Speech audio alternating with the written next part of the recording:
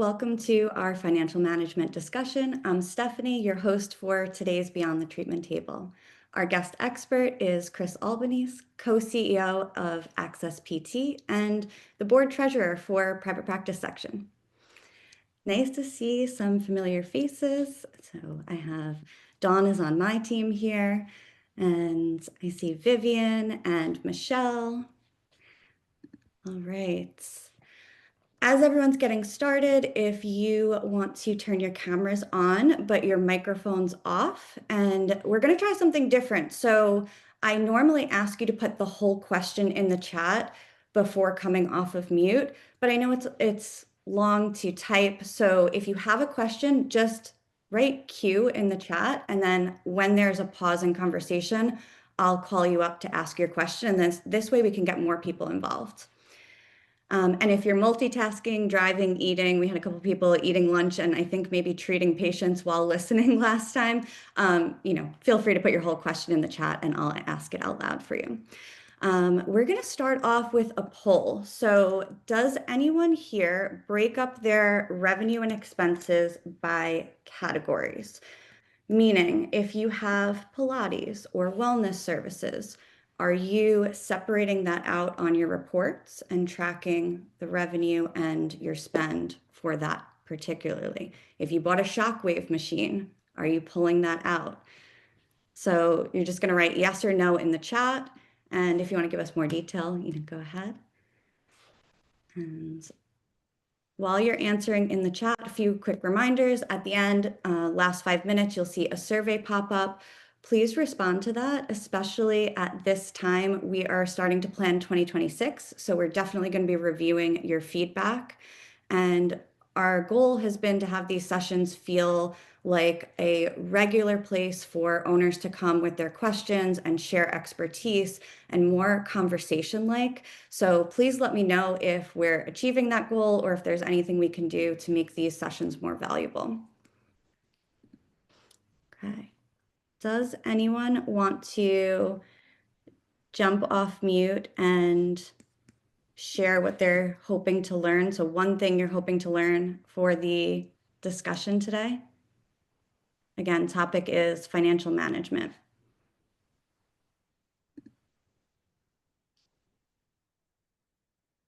Okay.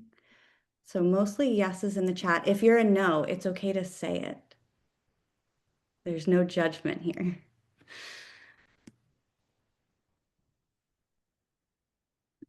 All right, well, everyone's still coming in. Chris, why don't you give everyone a short background on your experience and how you became the go-to guy for finances in your practice? Yeah, thank you, Stephanie. And it's awesome to kind of be with all of you here today. And I'm excited for the conversation. I think finance has always made many of us PTs and practice owners a little anxious. And so hopefully we have a nice friendly group to kind of really learn and want you guys to really come away with at least one or maybe two things actionable by the end of the hour. Just super quick, my brother and I and our wives were all physical therapists. And the most interesting probably part of the story is that 23 years later in private practice together, we're still married and still, kind of happy and brothers and all that good stuff. So I'm not sure how to follow that other than what's kind of cool. If you ever took any of those personality assessments with different quadrants, the four of us are in all four different quadrants, right? So you're probably saying, like, how do you work together, especially as family? Well, there's no doubt that, people who look at things differently may occasionally be passionate and see things differently, or maybe butt heads at some extreme. But also you have different areas of expertise because everybody looks at it from a different kind of strength, if you will. And I don't know, early on, I decided to, when I first got married, well before private practice, when $5 was really, really important, put everything in the Quicken. And my brother made fun of me at his best man speech at my wedding, like Jana has to report to Chris every dollar she spends. And I'm like, well, I just wanted to kind of track it so I could get good at it and understand how finance works, because it makes you anxious. You're not sure what you should be looking at, how you should be looking at it, how much time you should spend on it. It's a lagging indicator, but it seems important. And do I really making the best decisions based on these financial metrics. And so when we first started the practice, I kind of drew that short straw, if you will, and would wake up really early before patients. The only time I could maybe adapt to doing the detailed work of bookkeeping, paying bills, writing out payroll checks, usually with a nice little message acknowledging people for some great work, handwritten on the payroll check, and maybe throwing in a gift card and things like that in those early days. And yeah, just because I did it personally in business, we just would really track everything in the Northeast and New York where we are. This payment and our margins are very small. So I really wanted to make sure, we had as much data as possible to make the best decisions possible. And yeah, and just for those may have heard me say this before, but kind of happy staff, happy patients, and financial health in that order was our business plan from day one, and we still have it that way. But I'm just kind of passionate about, it doesn't have to be as scary. You don't have to make all the changes at once, but if you take baby steps each year to improve your financial, I guess, garbage in, garbage out, but like what you actually do to take it to break out the finances little bit by little. Is the juice worth the squeeze? And to have just improve your financials each year would be a recommendation. And it's an iterative process over many years. So that's kind of how I got into it, and happy to tell you a lot of the mistakes I made, as well as get some of the group's collective knowledge and input and sharing on maybe some of the things that they do and would do differently if they could start over again. I like that you pointed out that it's an iterative process because I think we have a couple solo practitioners or people in the first 1 to 2 years in this group, and it could feel like I want to be perfect at this from the beginning. So can you talk a little bit about maybe the initial reports that we should be looking at and anything from those first 2 years that would be helpful? Yeah, no, my pleasure. And feel free, guys, jump in if you're eating. Welcome to turn the camera on or use the chat. Um, so I think initially, many of us, including me, would kind of manage by looking at the checking account, sometimes several times a day. I just remember picking up the phone to make sure there was a dial tone and why there were no new patients calling. Yep, there's a dial tone. So, we'd look at the checking account and we'd run the business by it. And there's some issues with that. It's quick and easy, but cash flow doesn't always necessarily mean profitability. And I didn't understand. It took me many years of understanding why there are three financial statements. So one of them is the P&L or income statement, which is the one that maybe we look at most, maybe at the end of the month, quarter, or even the year, or when we get the tax return, like what's the bottom line? Then there's the balance sheet, which I think is really important. And then probably one of the most important ones is your statement of cash flow, because the income statement and cash flow statement could be very different. And I kind of learned that the hard way as you're growing a little bit, and happy to dig into that more if you guys would like. Yes, please. It's funny. I remember not like we still don't like debt. I don't know if does anybody like debt? I don't know. And so, like, if I went to PBS or CSM and I bought a nice treadmill, if I can't afford to pay it, I don't buy it, right? So I buy that nice treadmill. Let's say it costs $5,000. I know some of them you probably add a zero when there's the anti-gravity stuff. And you pay the $5,000 for the treadmill, so that cash goes out the door. But the government says, well, you can't just expense it all in 1 year. You have to like depreciate it over its useful life. And I was like, what? So I think it says 5 to 7 years. Let's choose 5 years. So I could only have $1,000 expense that first year, even though I spent 5,000. So I have to pay taxes on that 4,000 the first year that I already gave out. And I was like, huh. So my cash flow statement would show 5,000 going out the door, but my P&L would only show $1,000 expense for that year, that 1/5 of the useful life of the treadmill. And I could not get that. That took me like a few years to really understand that concept, because I was like, why am I showing all this profit? Like, I don't have that much money in my checking account. Look. And so, if you're growing, whether doing a clinic fit out or buying new equipment, staff, you can right off, when you pay them. But anything that is like a fixed asset or something that's larger than a certain amount, usually $500 or $1,000, they make you depreciate over its useful life. So that's one example of how the income statement and the cash flow statement are very different. Who's making these reports? It's a great question. Can I, if you don't mind, I'm just going to try to I really want to cater this to the audience. How many people, and we'll do it in the chat, in the audience do the bookkeeping in their practice? And you can, I think there's like emojis too. You can just raise your virtual hand if you're off camera, or if you're driving, please be safe.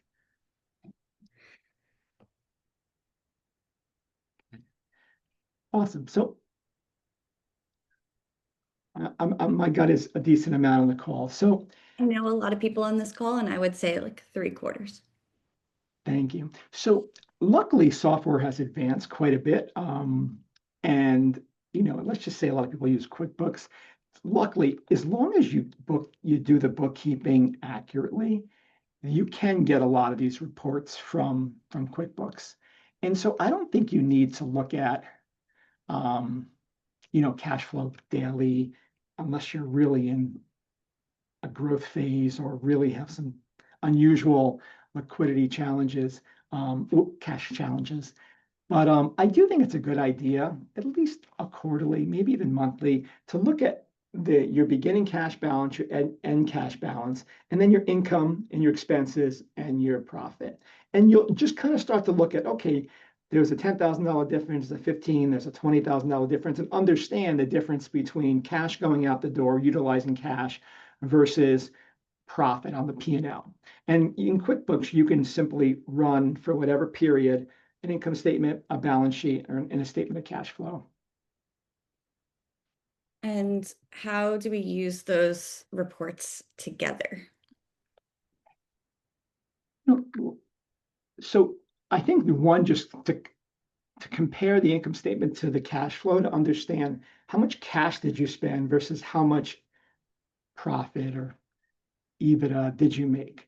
And the biggest difference is, in my PT brain, there's probably some I'm missing, is if you're buying a large piece of equipment, renovating your space, renovating a new space,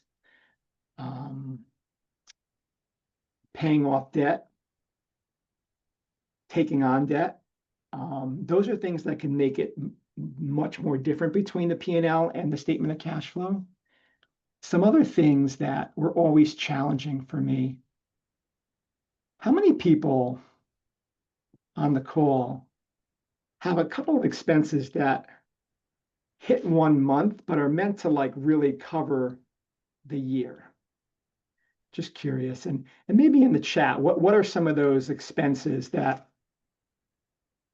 are hitting this month? So when you look at your P&L, you're like, oh, I knew it was going to be bad because this hit that month. What are some of those items that maybe we can spend a minute talking about? Insurance. Thank you. So insurance or workers' comp. So sometimes they charge you a couple of dollars if you pay monthly versus pay it up front. And you're like, yeah, I don't want to pay for malpractice and pay. I have the cash. I'm just going to pay it all in January.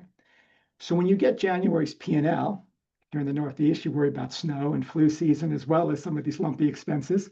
But you're like, okay, that hit, I didn't do as well in January. Be like, you know what? It probably only should have been 1/12 of that insurance, whether it be malpractice or business policy or liability. And it should have been kind of spread out over all 12 months. But is it worth doing that? I kind of know it hit in January, so I know January is probably not going to look good, right? But then what about if you have a simple IRA match that comes due in March? Yeah, you have your annual domain or website. What about how many people have payroll biweekly? Does anybody have payroll twice a month? Cool. Why do you guys have payroll twice a month?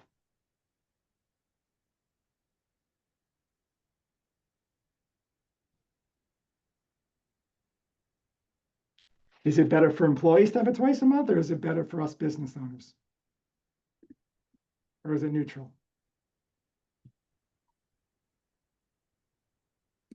So I've always done it biweekly.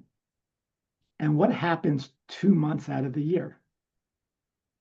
Because that means if you divide 52 by 2, you get 26, right? And there's only 12 months. So that means 2 months get 3 paychecks. So what happens when you look at that P&L on the end of those 3 payroll months? You're like, do you really dive into it anymore? You're like, it was a bad month because of that. And you could have done well, you could have done bad, but you maybe don't dig into it. So a lot of people do it twice a month, the 15th and the 30th. I find that employees, especially some of the paycheck to paycheck employees, they like to depend on it every direct deposit, every midnight Thursday night. So it varies day to day when you do it on the 15th and 30th, but it's a lot easier from looking at your finances. It smooths out some of the lumpiness. So I don't think there's a right or wrong answer. We're just here to kind of collective as a group talk about some best practices to how to better use your financial statements accurately and maybe not have some of those insurance premiums, simple IRA, matches, 3 payroll months. There's probably other things that maybe hit that maybe if they were spread out over the year, your financials would be more accurate for that month. Thank you for going deeper into that. I think looking at things like the subscription and all of these annual charges, I think that really highlights why we would look at more than just the P&L.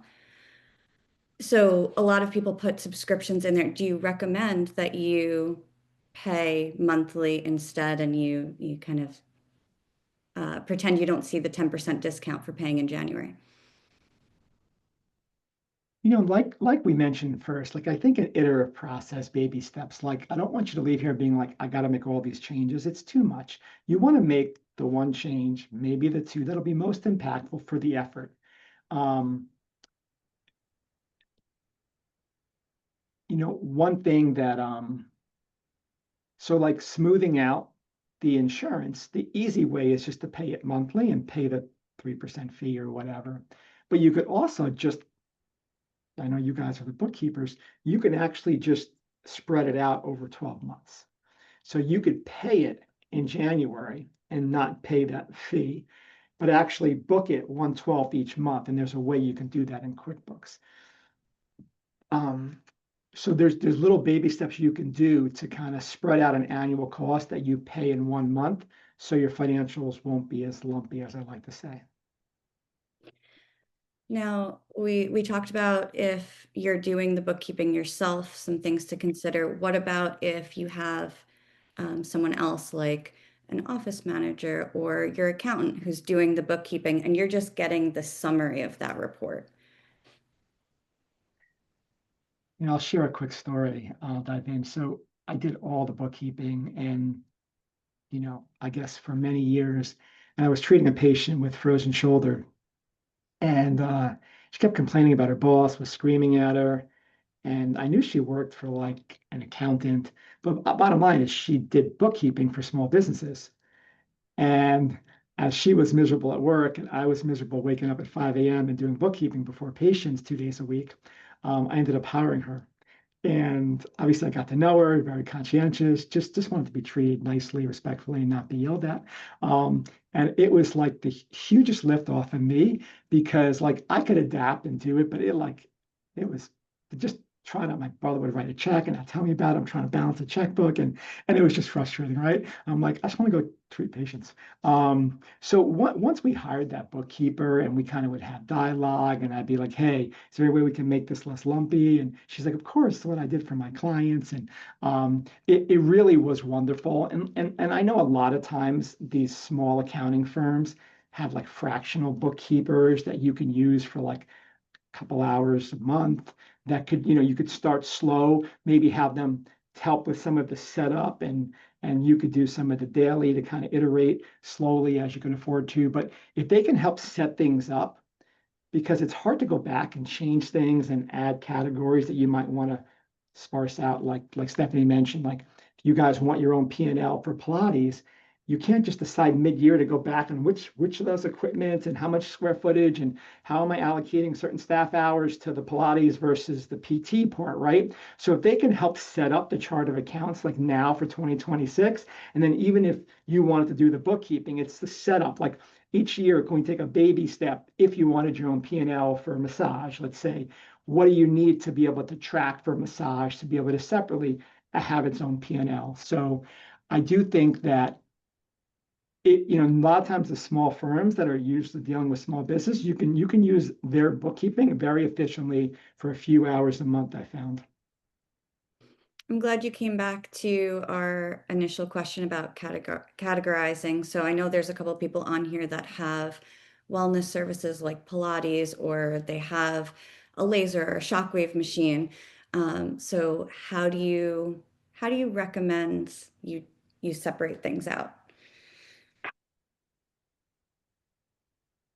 And if any of those people want to jump in and ask their own Please, questions. any other questions? I'll start and jump in. So I always have to ask, is the juice worth the squeeze, right? If the effort to separate it out, are you going to get more value than that effort? I do think it's a good learning experience for you to slowly grow as business owners and understanding your financials. But if something is like, if you're spending hours, allocating something very small, like I'll use something just really maybe simple, right? If you have two locations and you have an Amazon order come in, you just dump it to office supplies. Is it worth breaking up between location one and location two? Or do you say, I got two PDs in this location, one in this, I'm going to break it up based on an arbitrary number versus like, okay, who got this many Post-its? So is the juice worth the squeeze? So the same thing for the Pilates, right? If they take 30% of the square foot, are you really having separate everything? Or are you just allocating 30% of certain things to that P&L because the juice isn't worth the squeeze to go through everything on the Amazon order, for instance. So sometimes you can use a simple FTEs, percentage of revenue, percentage of square foot. That'll be a lot easier to start with. And then you can decide if that's good enough for the effort, or do you want to actually painstakingly go through every invoice or order? I'll say with splitting things up between my two locations, we didn't really track it in the first couple months. And then as I started to go back and separate those things out, something as simple as I was counting $60 of laundry a week for the two locations. And then all of a sudden it went up to 90. And if I wasn't separating it out, I would have just thought, okay, each one went up a little bit. But what actually happened was in one location, they were charging us on drop off and pickup by mistake. So one location doubled overnight with the same amount of people and volume and everything. So that's a really small example, but I think if that happens across multiple services. Um, does anyone want to ask any questions about multiple locations and how to divide that up? I know there's a couple of people who have a new office opening or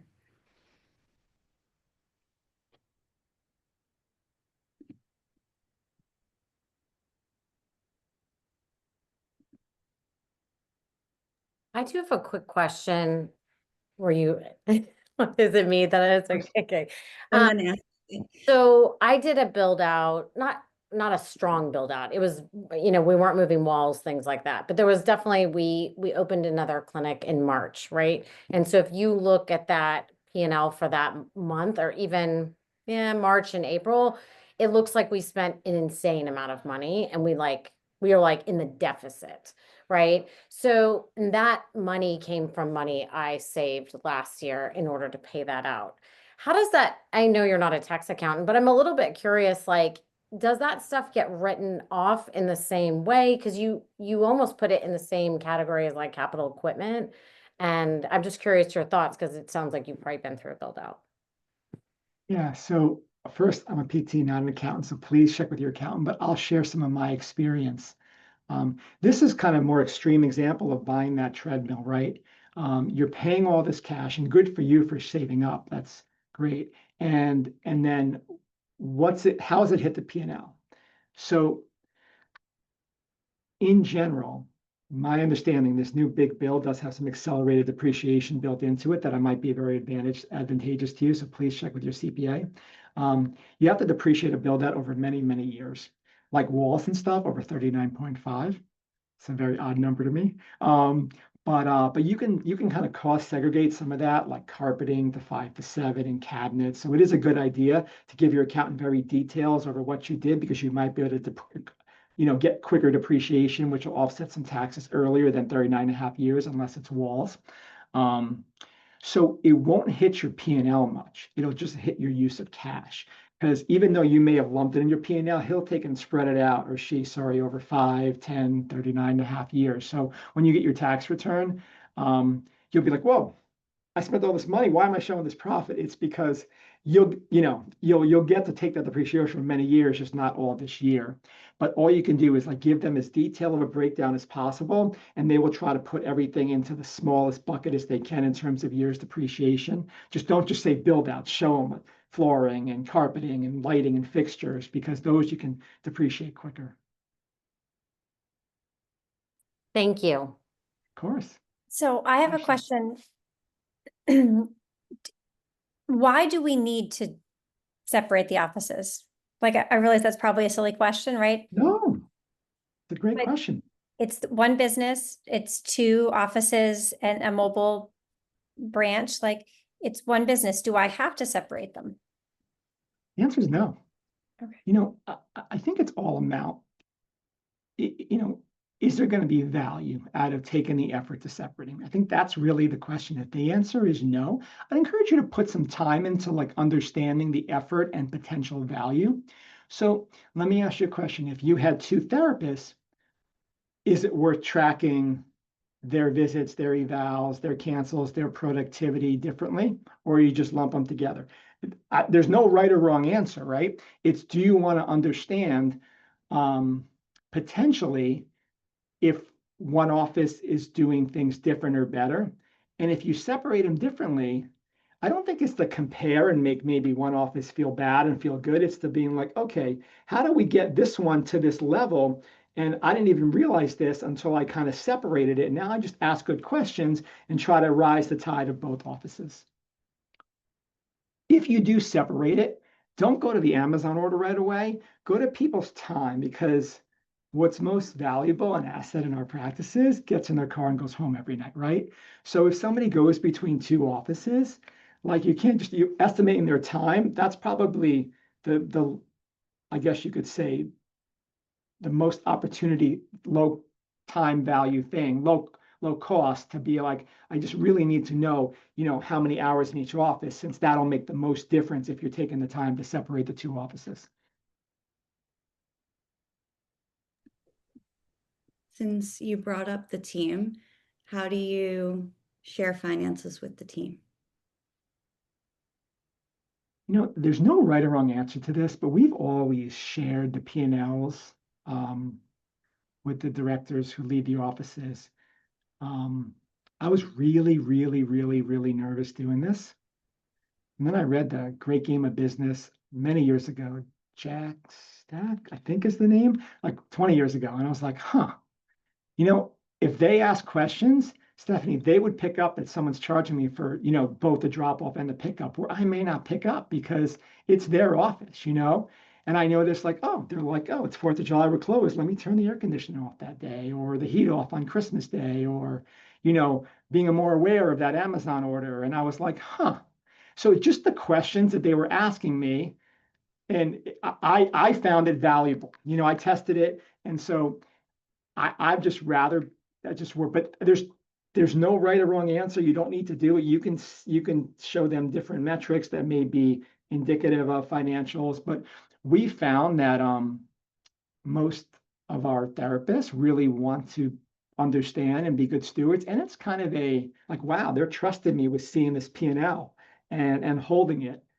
And I think we talked about a little bit a couple of weeks ago, Stephanie, but in some like training we did, we actually had them we had Monopoly money. We had different buckets of all the different PT categories, and we had real P&Ls from last year, and we just randomized them and let's look at different buckets and put them up on the screen, and they came up and write the different clerical costs, clinical costs per visit, and facility costs, and marketing and advertising costs, and et cetera. And then why are they different between clinics? And let's talk about it a little bit, and what can we do it better? Maybe there's things out of our control. What can we control? So we found that just trusting our people, our leaders, with actually a P&L and asking the right questions was valuable. I'm so happy you brought up that exercise. I think that's a really cool way to teach something that could be dry or boring. So if someone wants to share financials with their team and up until now they haven't, what's a good introduction? Do we just sit down with the whole P&L? Is that going to scare someone? All right, we have different risk tolerance as the owner. Yeah. I'm saying this with most of my team present on this call, so. And one, thank you for being open and vulnerable, Stephanie, with your team on the call.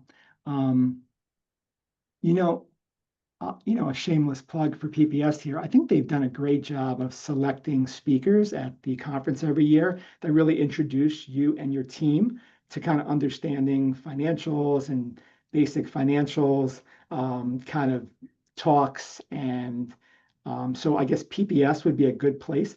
I don't think there's a separate administrator track anymore. It's combined into the normal track, but you'll see that some are, more kind of one-on-one level, some are 201 level. So there's some one-on-one level talks on finance and things like that I would encourage maybe bringing your team to. And then if you trust your accountant, they could help too, like with a format.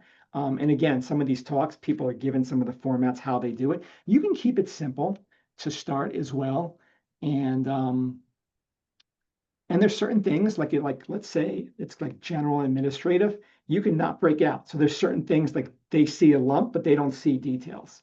And you could have a bucket that has more detail, like their team under them, and the hours that they spend to double check that to make sure people were, maybe tracking their time right. They would double check, but maybe there's certain ones that don't break out as much. So there's a little bit of anonymity for you, but it ties down to the end and it's accurate.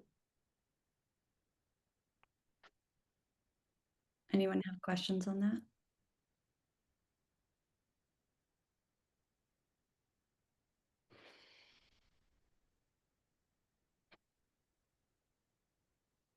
And when you first brought it up with your team, I know I've heard this kind of concern before of if they don't have the full picture that you have, and are they going to potentially critique, why did we spend this much on Google Ads, or, make these other assumptions? Do you have any worry about that, or like, how do you handle those conversations? I welcome other people's input. This is something that there's no right or wrong. You guys know your team better than anybody else, right? And obviously, if you have somebody who you're going to potentially entrust with the P&L, they've earned your trust, and you feel that alignment is going to add more value. So I think we'll be open and honest, because if they think you're spending too much on Google Ads and they don't feel like there's a return on that investment, I'd hope all of us would welcome that discussion and debate and be open and honest. Ultimately, you're the boss, and you could say, thank you. I heard you. I appreciate it. We're going to give it to the end of the year. I feel like it's too short of a time for us to make this decision, but I very much appreciate that. And then help them come with better solutions, and maybe give them a short lease, being like, listen, it's your clinic. You live in the community. You know it better. And let's give it a try. Let's just measure it. Let's try our best to measure your idea. And where do you think the return will be? How much greater than doing the Google Ads? And if you want to do a direct community engagement, let's have, what budget do you think, and where do you think the return is going to be? And then give them a little bit of accountability to try to, execute and achieve the return on their idea. Perfect. So that fear gets relieved some when you realize it's just an opportunity to open up those more detailed conversations and explain some of the reasoning behind it. Before I move on to the next question, any other questions, or does anyone want to add how they do things, or maybe a story about introducing the P&L to their own team?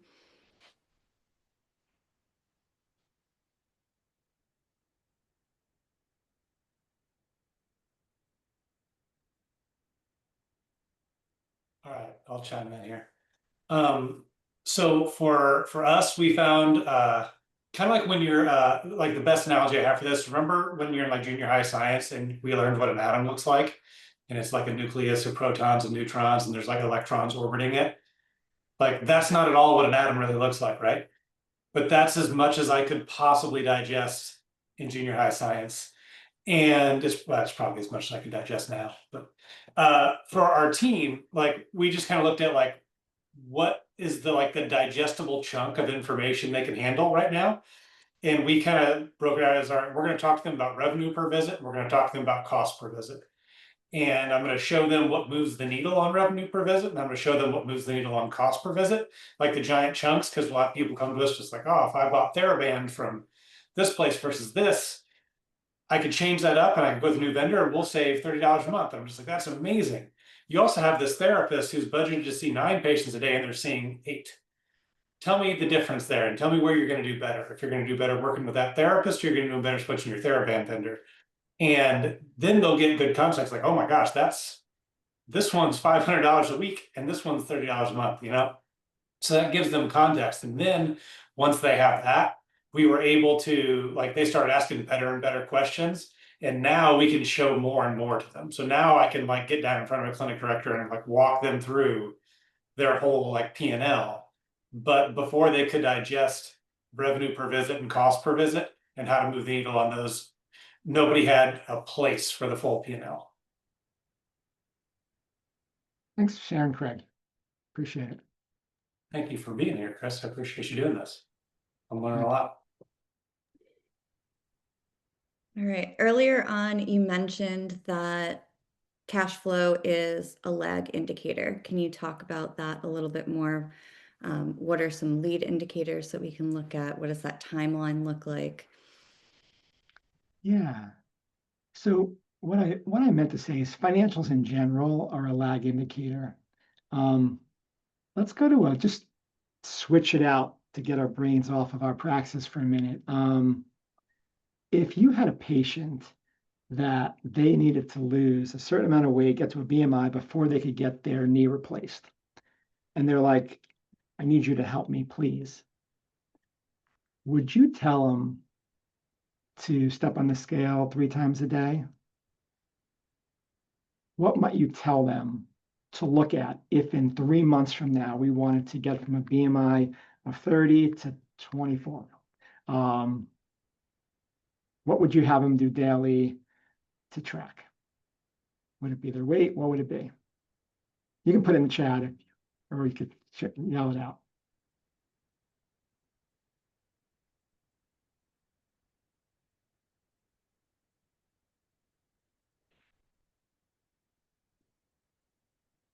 Love it. Food journal.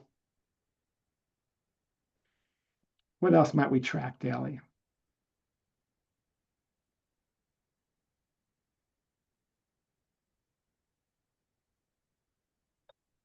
I love the exercise, sleep, and hot water intake, stress. All right, you guys got this. So let's bring it back to our practice. So going from a BMI of 30 to 25, or maybe a margin of, 8 to 12% margin is your goal, or the opposite. Let's just take ourselves out of our practice. And what is the equivalent of the tracking our nutrition, of tracking our movement, of tracking our sleep, tracking our hydration? What is that equivalent in our practice? Because if a patient walks in today and I see the financials for that day, it doesn't correlate, right? Like there's a certain lag before we get paid for that visit. And expenses come in are lumpy, we just talked about. So what are some things that are equivalent to the sleep, the hydration, the diet, the exercise in our practice, would you guys say? And there's varying degrees of how lead they are, but what are some things that are predictive of a thriving caseload for your therapist that would be predictive of, strong revenue coming in at some point down the line? So daily billing and collecting, so your revenue cycle, yep, I would say that is probably on the league lag, somewhere around here, but great. Definitely helps, improve the ultimate revenue. What else? Thank you. Leads, Google reviews, definitely much towards the extreme lead end, actually. So if we're looking at Google reviews, if we're looking at, relationships, engagement, whether it be community or physicians or past patients.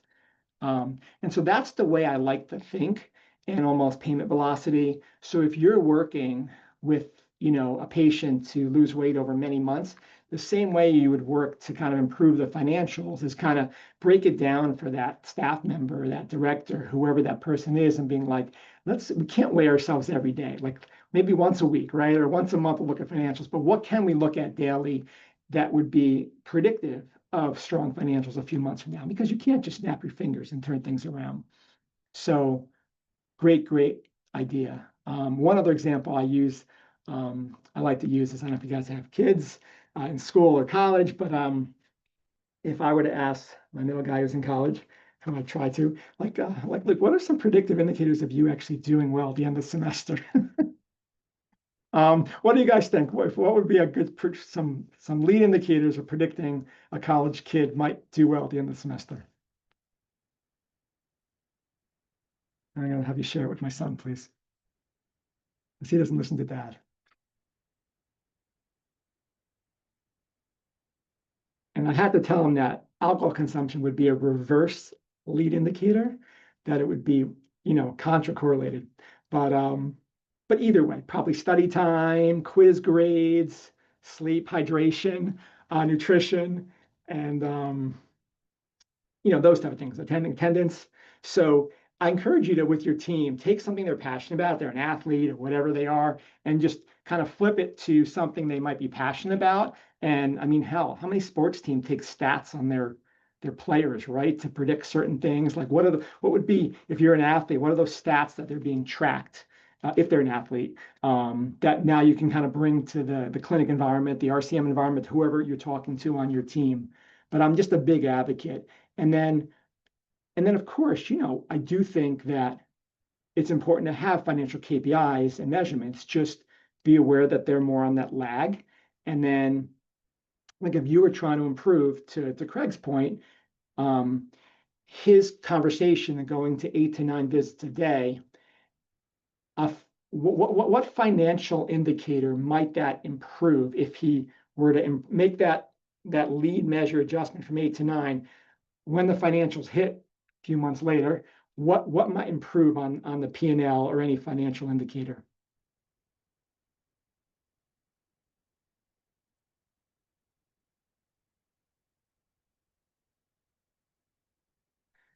There's an easy one, the bottom line, right? And then, does anybody track labor as a percentage of revenue? I'm just track that. Cool. Does anybody break it out, the clinical labor and clerical labor at all? I'm curious. Awesome. And then you could do location 1, location 2, Pilates, PT. You guys can see baby steps, iterative, if you don't do it all at once. But if you went from 8 to 9 visits a day, your labor percentage of revenue would actually go down a little bit, be a little better. And then it probably would only affect the clinical portion if you break it out, because the clerical would probably remain the same, even with that extra visit per therapist coming in. So you would see more of the improvement in the clinical, probably. Well, no. Well, if there was more revenue coming in, it wasn't reduction of hours, you would see the clerical going down as well. And it's always better to achieve your productivity goal by increasing the patients, so there's a thriving caseload, versus reducing hours. That was really helpful to see that broken out. Is there a specific balance point that we're looking for? So, for example, do we want a certain percentage of, salary to expected revenue?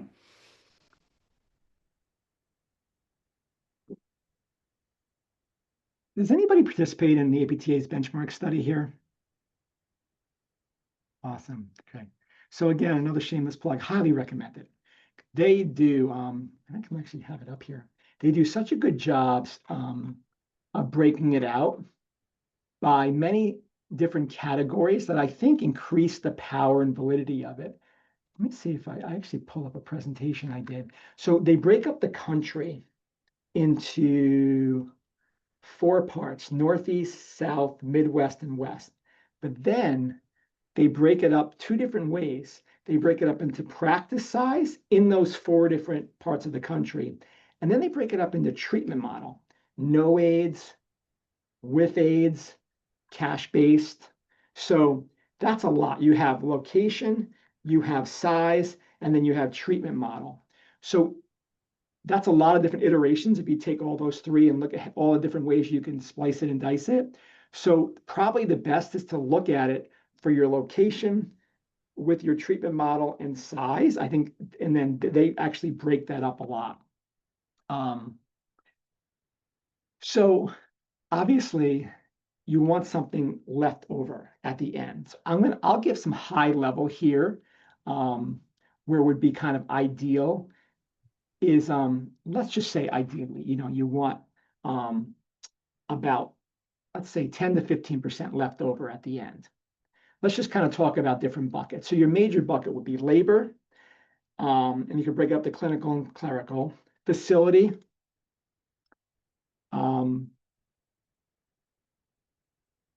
I have like billing and admin, marketing, and then insurance and other.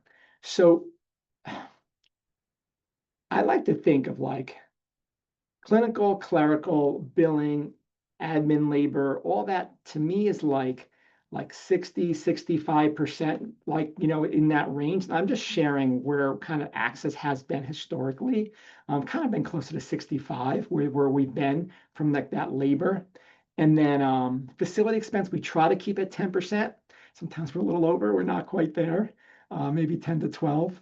And then, marketing about 5, and then insurance and miscellaneous, 5. Sometimes both of those are a little higher, with about like, just under 15% left over. So, I'm just trying to share just some higher level, but that's for us. I encourage you to do the benchmark study. I think it really helps to kind of look at, more specific to your practice and your locations.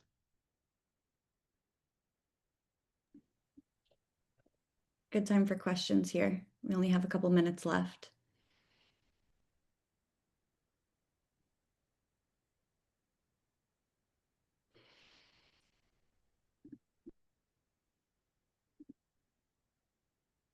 And Chris, was there anything else? You said you had a couple points that you wanted to highlight from when you taught the admin track.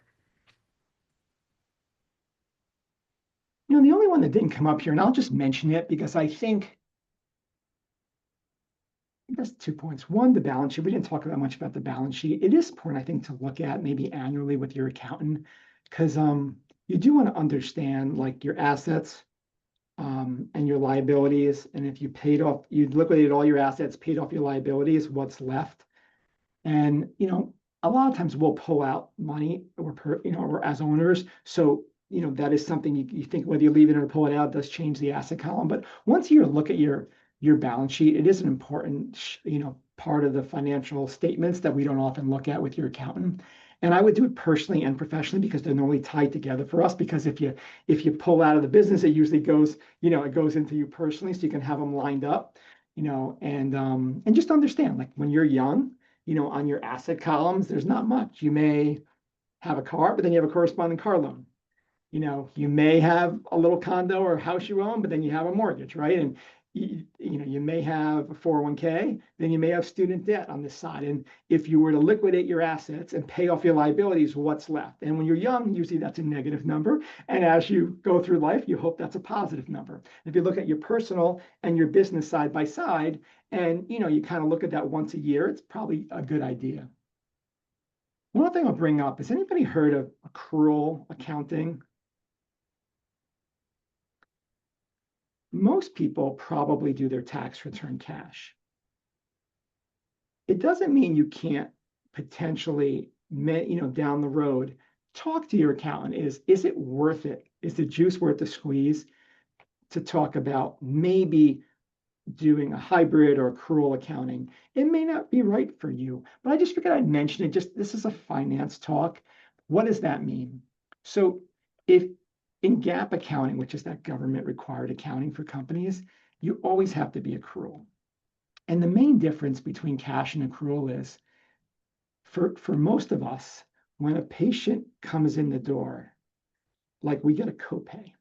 But when the insurance pays us a month, 2 months, 3 months later, is when we record it as revenue. With accrual-based accounting, you record the revenue when the service is provided. And so you would take that whole visit, whatever it is, $80, and you would record it the day you provided the service. And if for some reason it got denied, you would write that off when you got that denial. Hopefully that doesn't happen. And so in the same thing is like you have to smooth out those insurance payments and those any type of one-time payment is required. You have to, so I just want to at least explain it. If you ever heard of somebody with GAAP accounting or the accrual accounting, it's just the revenue is the biggest. You record the revenue when you provide the service. And so I'll just share one thing.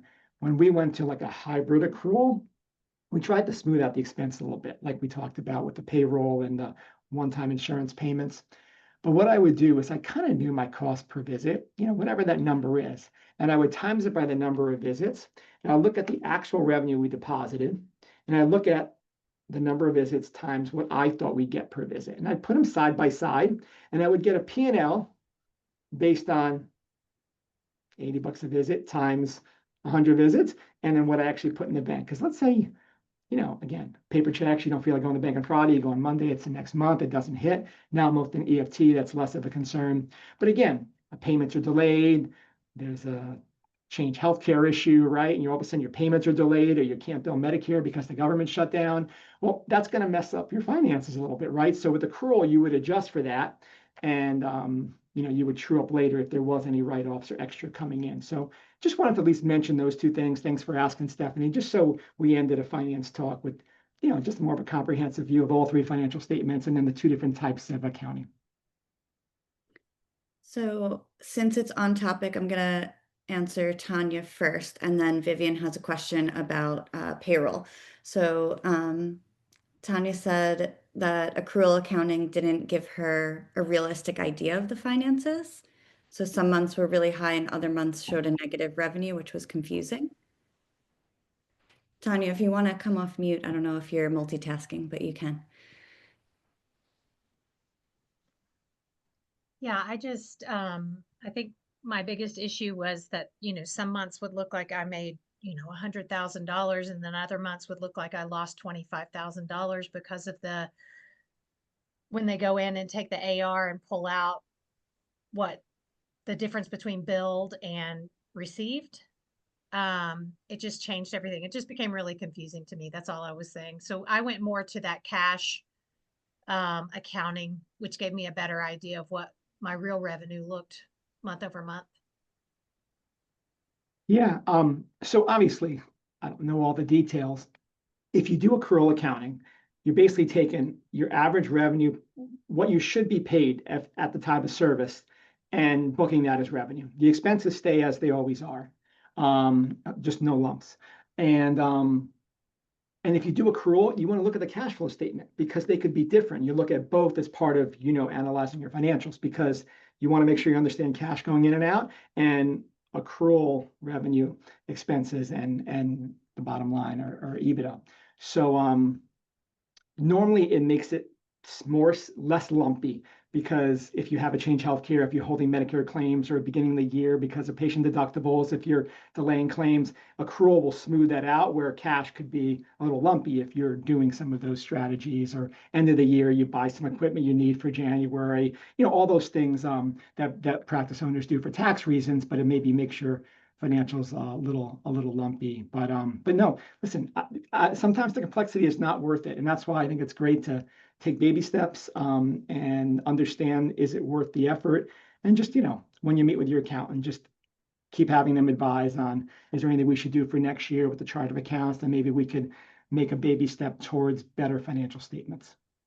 I think too, that's where the importance of finding an accountant that understands healthcare and insurance is so important, because I think I had someone who would just look at my service fees and did not, I just recently changed my accountant. And someone who would just throw in my service fees, which would be what was billed, but not what was paid. And then, clean it up at the halfway point, and then it just didn't work. So I think that was probably the biggest part of the problem as well. Last question before we wrap up. So Vivian is a new solo practice owner in Seattle, and she has put herself on payroll bi-weekly. And she's asking, obviously since October is a 3 payroll month, thinking about should she start thinking about switching that over to 15th and 30th if it's just her. Yeah, Vivian, do you have any employees? No, I don't. Just me. I was just thinking about in terms of like finances and accounting and keeping it clean. And so I'm not like getting confused on what's moving to what in November and things like that. But I don't know what your thoughts are. It does make it easier, less lumpy when you look at financials. So I do think it's better for financials. We surveyed our staff and we were like, listen, this is the 3 payroll months. You guys are in profit sharing directors. And they talked to their receptionist, and we did not go that way because our staff did not want to go that way. And so, but if you don't have staff yet, and you could educate them and message them, like when they're interviewed and hired, it's not a big change that they perceive as negative. I would probably recommend making the change now. And when you hire your first staff member, you just communicate that and they don't feel it as a negative change. I think it will be less lumpy for your books, and you won't have two financials, 2 months a year where there's just higher expenses, and the other 10 will be a little lower. Okay, great. Thank you. Of course. Anything else last minute? Okay, well, the survey just popped up. So again, if everyone can share their feedback, we are planning for 2026. In 2026, we're going to keep this the 4th Thursday of the month at 1 p.m. So we have a designated time to meet, and the topics always follow the private practice topic in focus. The only difference is our last call of the year, because of the holidays, is going to be on Thursday, December 4th. And we are going to have a full panel discussion for that one. So please mark your calendars. We'll have Nisha, William, and Jesse on those calls. We basically took the people who attended the most, and also we tried to consider all different backgrounds. So we have someone who is in a niche specialty practice, we have someone who is a minority partner, and we have someone who is a co-owner. So very different perspectives, and we're just going to kind of have a more open discussion. There's not going to be a set topic like finance. Thank you, Chris. If anyone has 2 minutes to stay on and just give me their feedback for 2026, prepping ahead, I would really appreciate it. So just hang out after the session ends. Thank you. Thanks, everyone. Great being with you.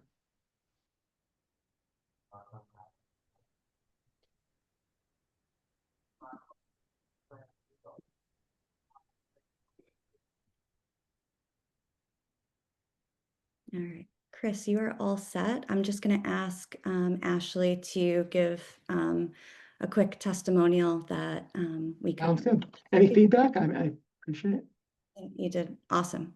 Oh, like Thank you. It was fun. I had notes from our call and you hit them like bullet point by bullet point. So it was perfect. I think Awesome. This was fun. Thanks so much. Have an awesome day, guys. Thanks, Chris. All right, Ashley, if Am I the only one that stayed on? yes. Oh, okay, Just yeah. Other Oh. people that were on the call have given me feedback already. So basically Oh. what I'm going to ask you, the recording is still running and we're going to crop it. So if you could take 10 seconds and just say how you felt about the session, and then Kat will send you a release afterwards if you're comfortable sharing it on like LinkedIn and Instagram. So anything you want to say about attending the session? I loved how it was concise, it was to the point, it was practical. I can implement all of these strategies right away. I feel more confident that I already have some of these strategies down, and I have some new ideas that I can run by my CPA and my bookkeeper now. Perfect. Thank you so much, Ashley. You're All right, welcome. have a Bye. good. Bye. Okay, bye.